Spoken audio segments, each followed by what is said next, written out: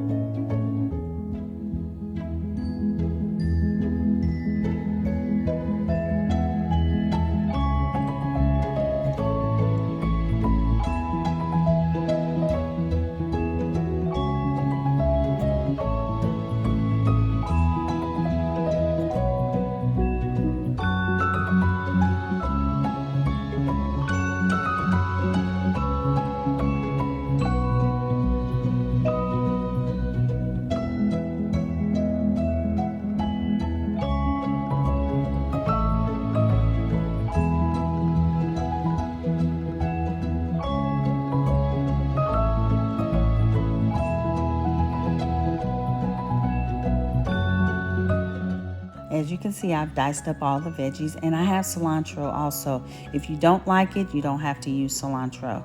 Now I'm going to cook my meat in a skillet that's already heating, and the skillet is hot.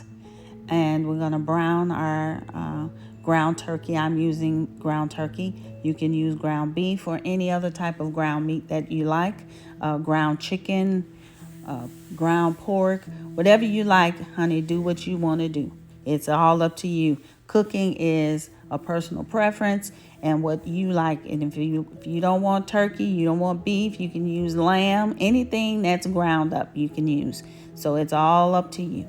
So now that our meat is pretty much cooked, we're going to go ahead and add in our veggies, the onions, bell peppers, and the red peppers. And we're going to cook that through so the veggies can get tender. We don't want them to get too soft, but we want them to get a little tender so they won't be tough. And I'm adding taco seasoning. I love this taco seasoning. I found this at the Dollar Tree, guys. Believe me, don't sleep on the Dollar Tree in the seasoning section. It is wonderful. It is a wonderful seasoning. I love it. I love it. I love it. And they have so many different types of seasonings that you may not find anywhere else. So don't sleep on the Dollar Tree, baby. You better stop on at the Dollar Tree and check it out. All right. Our meat and our veggies are still cooking and tenderizing. So we're going to go ahead and let those cook a little longer.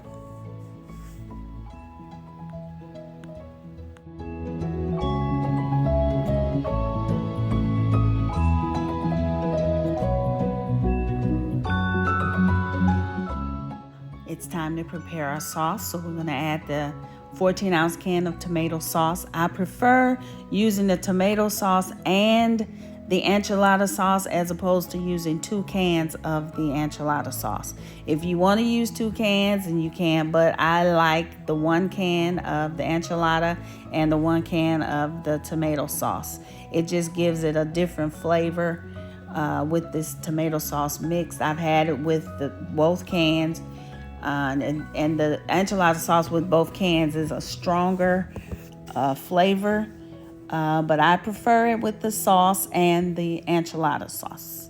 Okay, so that's the way we're gonna do it today. All righty, and I'm expecting you all to do the same. But if you choose to do otherwise, then that's fine with me. Like I said, cooking is a personal preference. It's whatever you like. Everybody cooks different.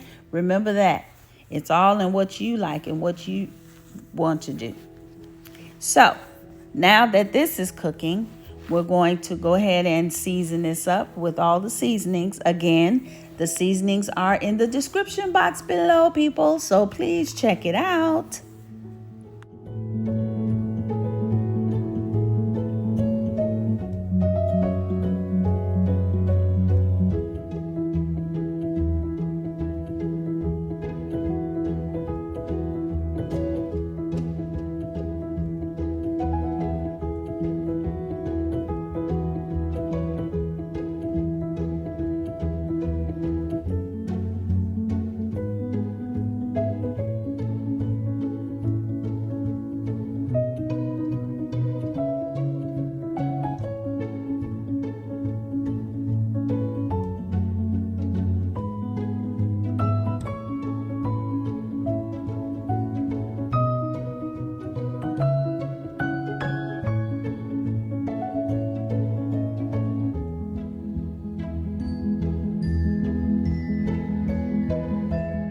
Well, my sauce is coming along really good. It's done and it's seasoned real well and it tastes really good. And it's time now to marry our sauce with our meat mixture. And doing that, we're going to pour the mixture into our meat. And this is what we're going to be using for the inside of the tortilla. Well, I have enough sauce in my meat mixture, so we're going to go ahead and set that aside for a minute.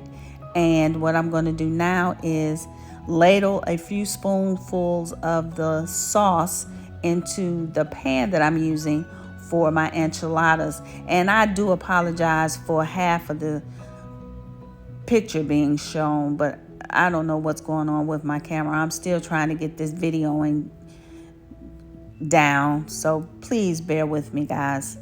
So I have layered that with the mixture, and then I'm going to dip my tortillas in the mixture. And you want to do both sides of the tortilla, and then from there you're going to put your meat mixture in the tortilla. And I have the tortilla laying in the mixture right now, and I'm mixing the meat in there. And then I'm going to add the cheese, and then I'm rolling this up. And I'm going to do that for the next, I think I can fit about 10 to 12 tortillas in this pan.